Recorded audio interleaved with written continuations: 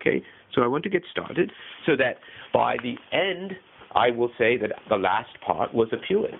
Or maybe I'll repeat it.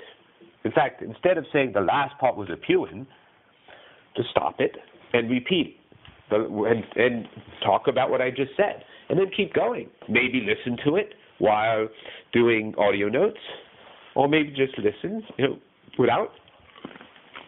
Or maybe I need to be washing dishes when I'm doing it. Not because washing dishes helps me think, although it might, but because I have to get the fucking dishes done, So this could possibly be part one. This, what I'm doing now, I'm actually imagining sharing with you. Because I don't think the last one needs to be redone. That's the answer to the question that I was going through my head. Well, wait a minute, Mark, didn't you just say that you would listen to it and go back over it and redraft it, revise it, And I say, wait a minute, well, do I have to do that? Not now. Actually, I am, after all, creating a draft. Do I have to revise my draft now? The whole idea is getting the draft out in such a way that it can be revised.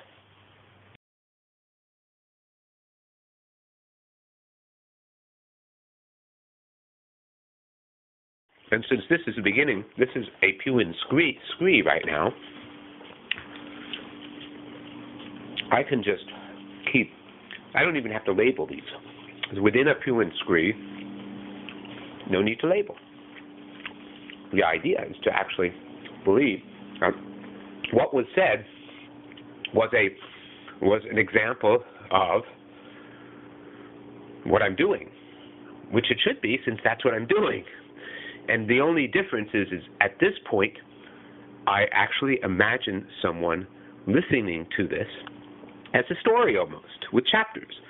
And right now, it's not the most exciting, sexy-sounding story, but actually it's quite an adventure into the now.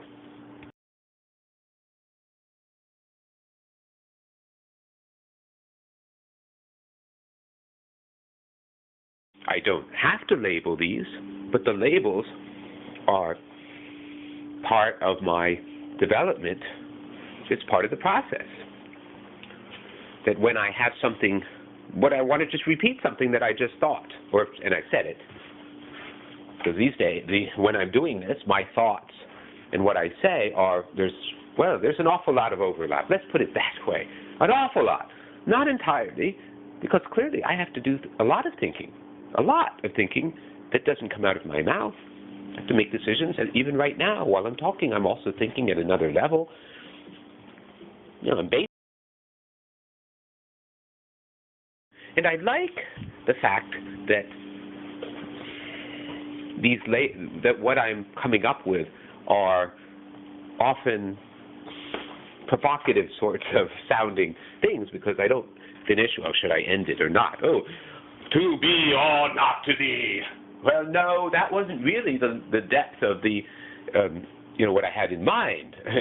Do I commit suicide now or not? No. End it in such, end the sea of troubles. But what if I dream while I'm asleep forever? A dream I can't wake up from. Sort of like listening to certain teachers. Oh my God! Can you imagine having to be in high school for the rest of your life?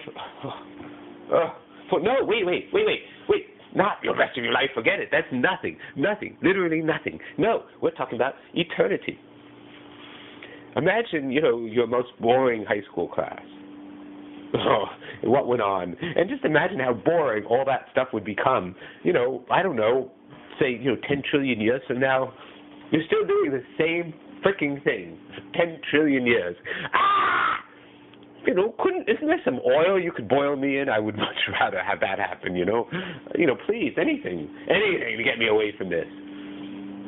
Flogging, draw and quarter me. Oh, yes, disembowel me and stuff my entrails and my private parts into my mouth, while I'm still alive.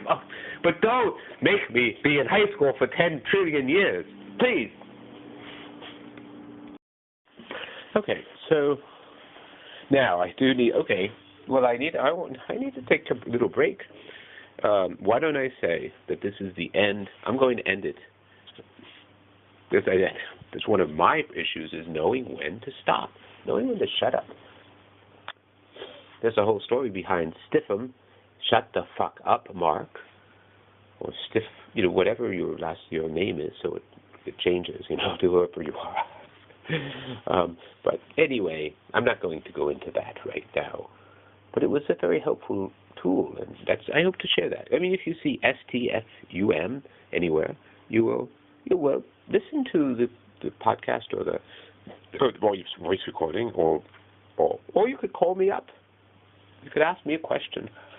I like to answer questions. You might have to suffer through my talking to you for a bit, but, that's your choice. That's your choice. Anyway, I'm pretty consistent with my abbreviations and punctuation that I can't use, because all these voice recording files get saved as file names, and so you can't have like quotes and parentheses and so on, so commas, periods. So my capital P's and my small Q's, and my capital Q, I think I have a capital Q, don't I? Yes, I have a capital Q and small Q's, etc. Whatever else I have, and then I have acronyms and so on. And I'm certainly not entirely consistent. In fact, especially with the acronyms, I come up with ones frequently that they're too complicated usually, or I just change my mind, I just forget about them. That's the nature of the thought river that we float on through life. Float with, I mean, the thoughts that go through our mind are transient, though they leave markers. It's not really known exactly how it works, but it's something to the effect of that because a thought went down a particular pathway, it has changed there's some kind of marker that indicates that the thought is there, and it's associated with some other kind of thought process. So there's these associations between this thought process and that thought process. And there's some sort of chemical marking system. So every time we think of something, or we see something, or anything else, our brain is processing it and leaving some kind of trail, which results in the more times a particular pathway is used, the more this whatever kind of marker it is. But let's think of it a little metaphorically here, and just call it maybe like a pathway, like a dirt path, for example, through one of many. I mean, say the whole entire roadway system of the world, and